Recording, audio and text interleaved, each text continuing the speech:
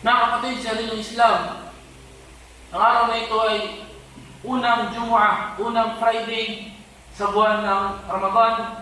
Kaya nararapat lamang na malaman ng bawat isang Muslim kung ano ang kainaman ng buwan ng Ramadan at ng pag-aayon nito. May mga hadith na binanggit ang Propeta Muhammad sallallahu alaihi wasallam tungkol sa kainaman sa buwan ng Ramadan at kainaman ng pag-aayon dito.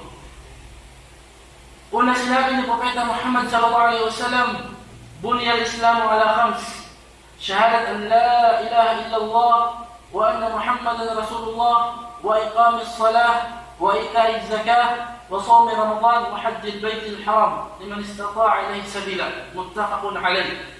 Sinabi ni Propeta Muhammad sallallahu alaihi wasallam, ang Islam ay naitayo sa 5 haligi. Una, ang pagsasaksi na ang Allah lamang ang dapat sambahin at si Muhammad ay kanyang sugo. Pangalawa, ang pagtatayo ng salah, pagdarasal. Pangatlo, ang pagbibigay ng zakat o obligadong kawang gawa. Pang-apat, ang pag-aayuno sa buwan ng Ramadan. Ang panglima ay ang pag-hajj o pagpunta sa Makkah upang isagawa ang mga ritual ng mga pagsamba kung sino man ang may kakayahan. Sa hadith na ito ay binanggit ng Propeta Muhammad SAW na ang pag-aayuno sa buwan ng Ramadan ay kabilang sa mga haligi ng Islam. At kapag sinabing mga haligi ng Islam, dito nakatayo ang Islam. Kaya nararapat lamang nagampan ito ng isang Muslim. At nabanggit din sa isang hadith na sinabi ni Propeta Muhammad SAW, "Man sama Ramadana imanan wa ihtisaban, ghufira lahu ma taqaddama min dhanbihi." Muttafaqun alayh. Sinabi ng Propeta SAW, sino man ang mag-ayuno sa buwan ng Ramadan, ang mag-fasting, na may paniniwala sa Allah at naghahangad ng gantimpala, ay patatawarin ang mga nauna niyang mga kasalanan. So, ibig sabihin, ang pag-ayuno sa buwan ng Ramadan ay nagre-resulta na patatawarin ng Allah ang lahat ng iyong mga nagawa ng mga kasalanan.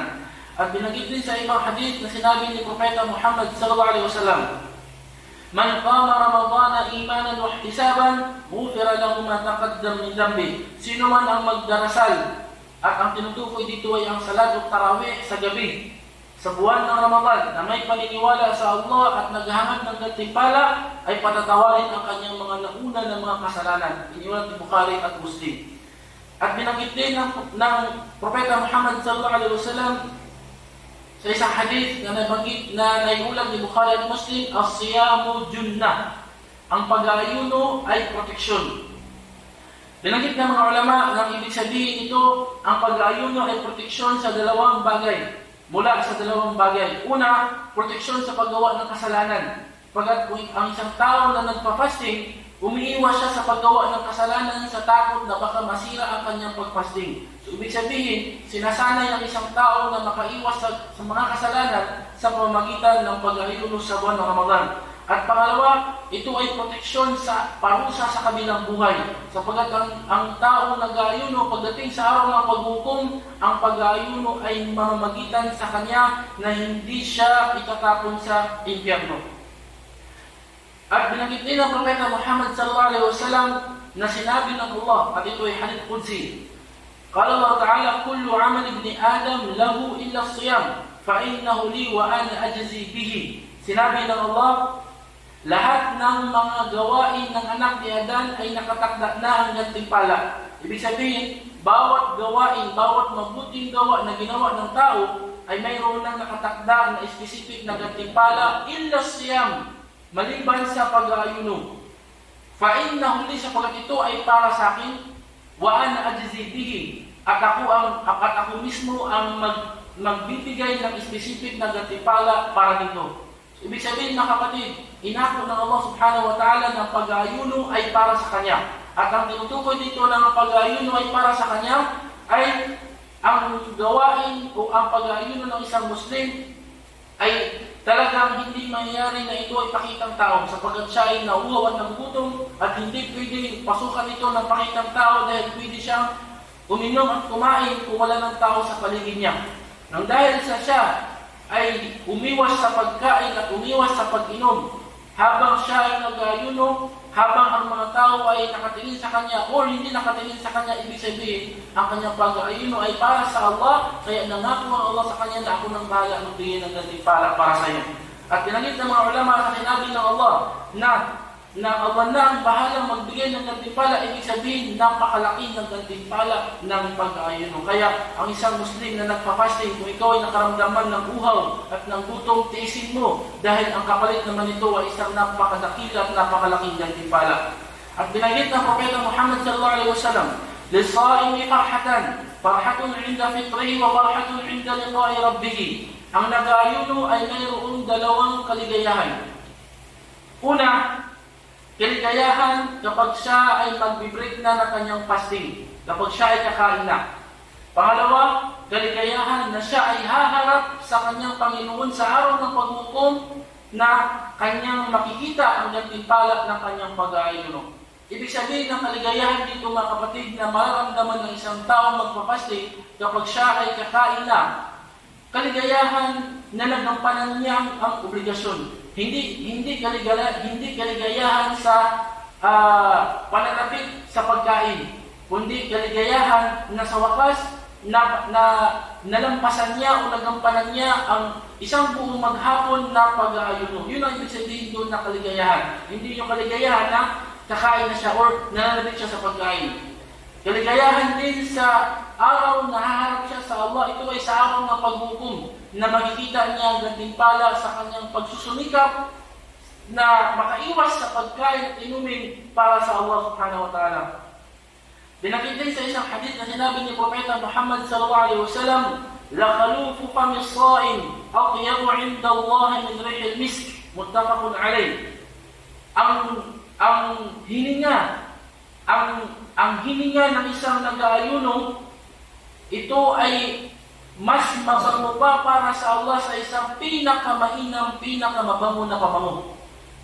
Hindi legit sa ating kaalaman na kapag ang isang tao ay nagpapasting, walang naman ang kanyang tiyan, meron itong ilalabas na isang hindi kanais-nais na amoy. At ito ay maamoy ng tao sa paligid niya. Bagamat ito ay hindi kanais-nais sa amoy ng ibang tao, pero sa Allah, ito ay napakabango na amoy. So, binanggit ng mga ulama na ito ay nangangahulugan lamang na napakadakila na pagsamba ang gawaing pag-aayuno.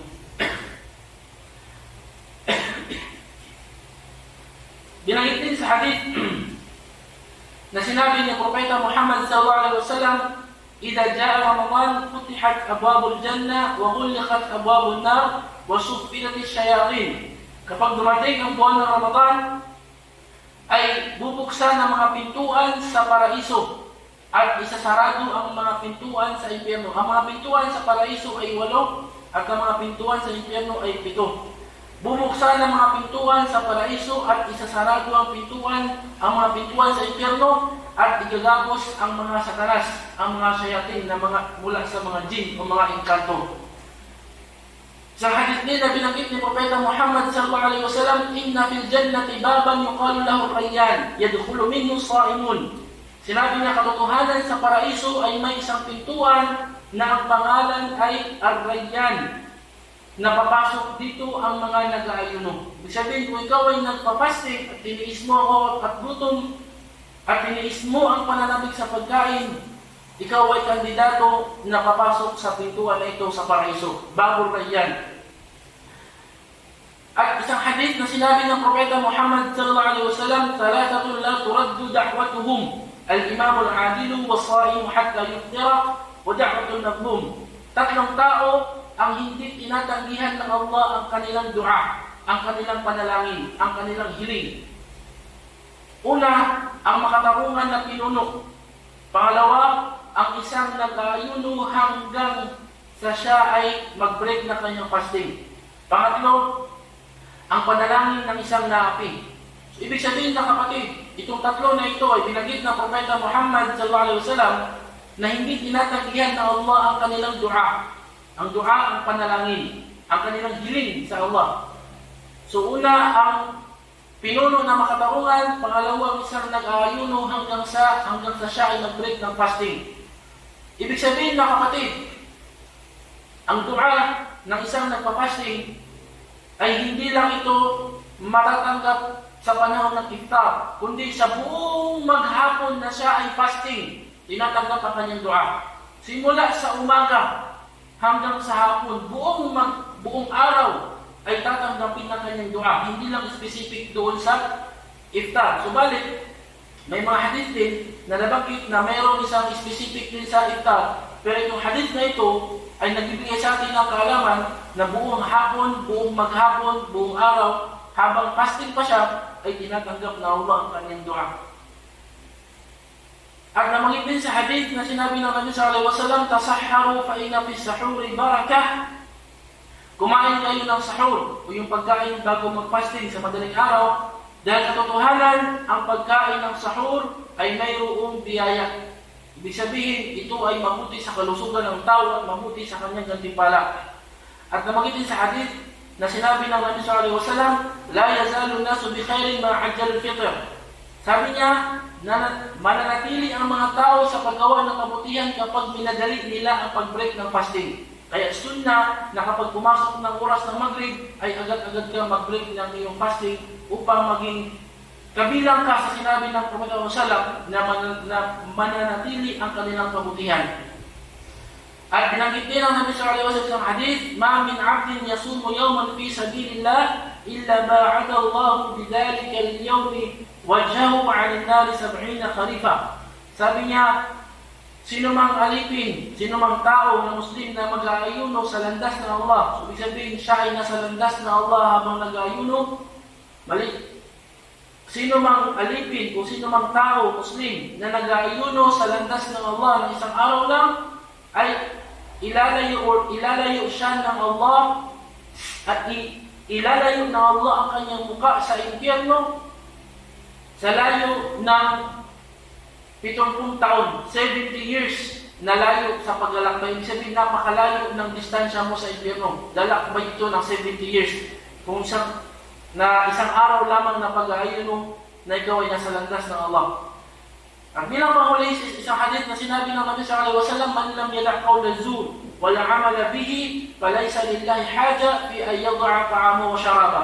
Sabi ng Nabi sallallahu alaihi wasallam, sino man ang hindi niya maiwasan ang pagsasalita ng masama at paggawa ng masama habang nag-aayuno, ay hindi kailangan ng Allah ang kanyang pag-iwan sa pagkain at inumin. Ibig sabihin mga kapatid, ang isang taong nag-aayuno, kailangan niyang pangalagaan ng kanyang dila at ng kanyang kamay na hindi siya makapagsalita ng masama at hindi siya makapaggawa ng masama, dahil masasayang lamang ang kanyang pag-aayuno kung siya ay gagawa ng kasalanan. Subalit, binanggit ng mga ulama, kung sakaling man na ang taong nag-aayuno ay makagawa ng kasalanan, ay ipagpatuloy niya pa rin ng pag-aayuno. Hindi yung dahilan na para i-break niya ang kanyang fasting. May mga nagsasabi na kapag ikaw ay nagalit, kapag ikaw ay nakapanakit ng tao habang nagpa-fasting, ay pwede mo nang i-break ang fasting mo kasi sira na. Hindi. Ipagpatuloy mo yung fasting.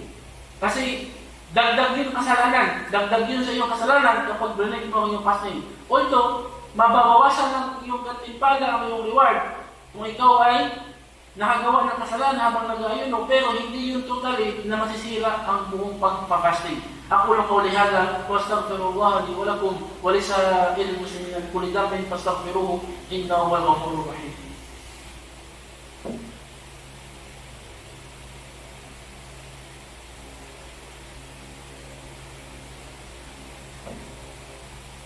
الحمد لله رب العالمين صلى الله وسلم وبارك على عبده ورسوله نبينا محمد وعلى آله وصحبه أجمعين. أما بعد، فيقول الله عز وجل يا أيها الذين آمنوا اتقوا الله ولتنظر نفس ما قدمت لغد واتقوا الله إن الله خبير بما تعملون. Sinabi ng Allah sa banal na Quran, o kayong mga mananampalataya, katakutan ninyo Allah ng tunay na pagkatakot at tingnan ng bawat isa kung sapat na ba ang kanyang mabuting gawa na ihaharap niya sa Allah sa araw ng paghukom. Kung hindi pa, ittaqullah, katakutan niyo Allah, damihan niyo pa ang paggawa ng kabutihan at iwasan ng paggawa ng mga kasamahan. Tunay na ang Allah ay alam niya kung nagmamasid sa lahat ng inyong mga ginagawa. Mga kapatid sa rinong Islam, samantalahin natin ang pagkakataon na ibinigay sa atin ng Allah na tayo ay umabot sa buwan ng Ramadan. Maraming mga Muslim na hindi nakaabot sa buwan na ito. At tayo, alhamdulillah, ay kabilang sa pinabot na Allah. Kaya huwag natin sayangin mga kapatid. Huwag natin irason ng ating mga trabaho, huwag natin irason ng ating mga gawain makamundo na hindi tayo makagawa ng pag-aayuno. Dahil napakasayang. Kumbaga, bihira lang ang pag-fasting. Isang buwan lamang sa loob ng isang taon. So sa 12 years, isang buwan lang. At ang pag-aayuno sa buwan ng Ramadan mga kapatid, kung iyong tutusin, hindi ito talaga pagpapagutom. Dahil kung iyong titingnan ang pagpa-fasting sa Ramadan, ay hindi ka lang pinakain ng tanghali. Yun lang naman. Yung almusal, in advance lang. At yung hapunan, sa oras niya talaga. At kung meron kang snack, yun lang din. Yung tiniis mo. Gutom sa tanghali at gutom sa snack, yun lang. Pero may almusal, kaso lang in advance sa madaling araw. At mayroong hapunan. Mas marami pa nga ang hapunan sa araw ng Ramadan kaysa sa buwan ng Ramadan kaysa ibang mga buwan. Kaya huwag mong isipin na mabigat ang pagpa-fasting. Huwag mong isipin na hindi ko kaya. Kundi isipin mo na ito ay dakilang pagsamba sa Allah. Isang pagkakataon na patatawarin ng Allah ang inyong kasalanan. Isipin mo, tinanggit ng Nabi Sallam na sino ang mag-fasting sa Ramadan bilang pagsamba niya sa Allah. Paniniwala niya na ang Allah lamang ang Diyos na dapat sambahin at nagsasakripisyo siya sa pag-iwas ng pag-inumin. Ang gatimpala ay patatawan ng kanyang kasalanan, subhanallah. Kung yun ay alam ng maraming tao, talagang hindi nila imimintis ang kanilang pag-fasting. Meron ng ayang mga kapatid na binanggit ng Allah sa Quran tungkol sa isang taong itatapon sa impyerno. Yawaddul mujrimu yawmaidin. Sa araw na yun ay mangangarap ang isang taong kriminal o isang taong nakagawa ng kasalanan na itatapon sa impyerno. Nangangarap siya na ay yaftadi na iransam, kung baga ipalit na lang ang kanyang mahal sa buhay. Imbis na siya yung itatapon sa impyerno, ang kanyang anak na lang. Imbis na siya itatapon sa impyerno, ang kanyang asawa na lang. Kumbaga dumating sa punto na gano'n dahil sa takot niyang itapon sa impyerno kahit na yung mga mahal niya sa buhay, pwede niya sanang isakripisyo na lang na sila na lang yung itapon sa impyerno kapalit sa kanya para maligtas lang siya. At yung buong mundo, iniisip niya kung sakali man lang pagmamayarin niya ang buong mundo, ay pwedeng iransam niya ang buong mundo, ibayad niya yung buong mundo para lang hindi siya itapon sa impyerno. Subhanallah, pero ngayon, nandito ka ngayon sa Ramadan. Napakasimple lang, mag-fasting ka lang. Mag-fasting ka lang. Buburahin na ng Allah ang lahat ng iyong makasalanan at maliligtas ka sa apoy ng impyerno. Kaya huwag kang lumingon sa mga bulong ng iyong sarili na mahihirapan kang magtrabaho kung mag-fasting ka. Huwag. Dahil yun ay panlilin lang. Kung ang mga satanas ay nakagapos, merong satanas at yun ang at merong satanas na hindi nakagapos at yun ang sarili mo. Ang sarili mong kagustuhan, ang sarili mong masamang pagnanasa na gusto palagi ang kaginhawaan. Kaya huwag natin sayangin mga kapatid ang buwan na ito. At gawin natin na, kumbaga, ang buwan na ito gawin natin isang pagkakataon na mas makagawa pa tayo ng maraming makabutihan upang hindi lang basta patawarin ng Allah ang ating makasalanan, kundi para din tayo ay makapasok sa pinakamataas na antas ng paraiso. Hilingin natin sa Allah na tayo ay ipasok niya sa pinakamataas na antas sa paraiso. Allahumma inna nas'aluka jannatal firdaus al-a'la.